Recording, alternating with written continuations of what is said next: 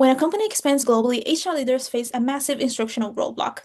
How do you build a unified team connection when your employees speak different languages and come from different cultures? The standard corporate fix is to separate the regions completely, or worse, just pass an English text menu through Google Translate and dump it into the international hubs. The result is total disengagements, operational errors, and zero team connection. Today, I'm going to show you how to structure a global curriculum that actually balances both worlds, creating shared training sections to enhance corporate connection while strategically separating regional topics that must stand alone.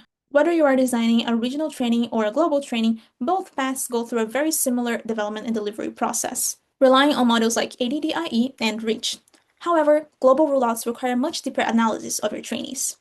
Culture is something very important to consider when developing these different training sections. For your onboarding, certain topics like employee benefits vary widely by country and legally must be taught in separate regional sections.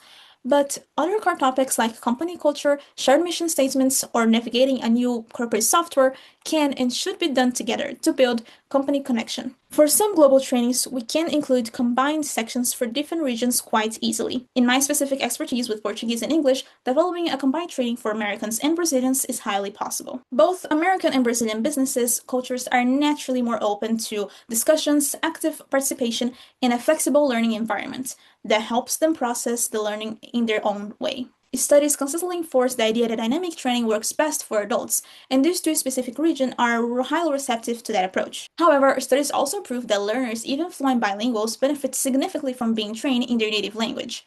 So, what if we could train both regions in the exact same section using both languages simultaneously? To execute this, we present a parallel slide like this, with text in both languages, and I fluctuate between the languages to explain the concepts live. For example, during a live section, I would address the drawing room like this. Welcome everyone!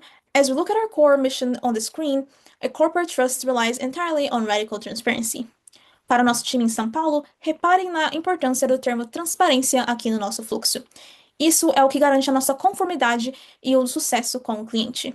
By developing the lesson this way, you give the trainees the opportunity to engage with their native language, which helps them better understand the core concept, while practicing and getting used to the other language at the same time. If well developed, this structure brings an immediate connection between the teams, increases engagement, and uses natural curiosity to capture your employees' attention. But what if your company has other international regions involved? I highly recommend not mixing too many distinct regions into this exact type of dual language section, because it can quickly become confusing and overwhelming for the learners. Therefore, if your company still wants a combined training section across multiple global regions, we would use the most common language within that group, which would most likely be English. To protect comprehension, we can bring in translators. I recommend setting up separate virtual background rooms for each translator so we do not further confuse the audience, or hosting a final Q&A block with those translators to clarify complex points for individuals in more detail in a way they can easily understand. But going to the core of the multi-region training, we can develop the master curriculum in English while relying heavily on visual images and creating specific moments to explore people's real-world experiences. Adult learning and training development studies show there are a couple of universal things we must do to ensure rollout is successful. Establishing clear core objectives, respecting background experiences, and using scenarios for long-term retention. In a global training environment, it is no different. However, we have cultural differences to manage, so we must combine our common training strategies with deep cultural consideration. A great way to engage global learners and connect these concepts is by opening a topic by exploring their understanding of an idea, or their options of how to deal with a specific workplace situation. To register their answers effectively without pressuring them, we use digital tools like Mentimeter for open-ended insights, or Google Forms for structured multiple-choice questions. Crucially, we add an anonymous field for the person to write their own nationality. This allows us to collect specific cultural data while training, but keeps it anonymous so that employees feel zero pressure. For example, if we are training new customer representative agents and want to see an open reaction to a scenario, we can use Mentimeter. It is important to note that when using Mentimeter in a live section where we want to capture their insights but still guide them towards a correct response, we should keep the open question tightly closed and restricted, like this 5-word limit. This ensures the range of answers won't be too vast, making it much easier to identify and specify patterns and cultural data points rolling in live. Alternatively, we can use Google Forms if we want to give them specific options and analyze if they can identify the option that is most appropriate for their company's compliance standards. Other excellent strategies we can use to create team connection while exploring their regional differences is to actively ask the class, how would you react to the situation locally? How do you think a person in your specific region would react? Or have you been through this scenario before? Exploring culture, even if the core training presentation is exactly the same for everyone, keeps the training highly engaging and keeps your trainees interested.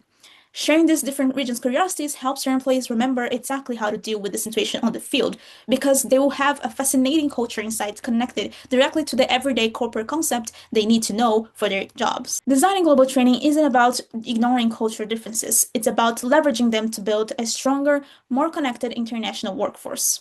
If you found this cross-cultural instructional design and delivery strategies valuable for your own team rollouts, please like this video and subscribe to the channel for more corporate education insights. And if you are HR leader, chief people officer, or leader learning and development director looking for an independent consultant partner to achieve bilingual English/Portuguese curriculums or facilitate cross-border workshops for your teams, let's connect. Click the Calendly link in the description box below to book a free 15-minute strategy consultation or connect with my business page directly on LinkedIn. Thank you so much for watching, and I look forward to helping you elevate your learning delivery.